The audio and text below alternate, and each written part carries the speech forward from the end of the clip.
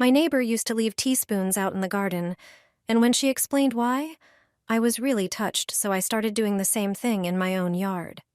Get a small bowl of water and regular white sugar from your kitchen. Add about 1 tablespoon of sugar to the water and stir until it dissolves.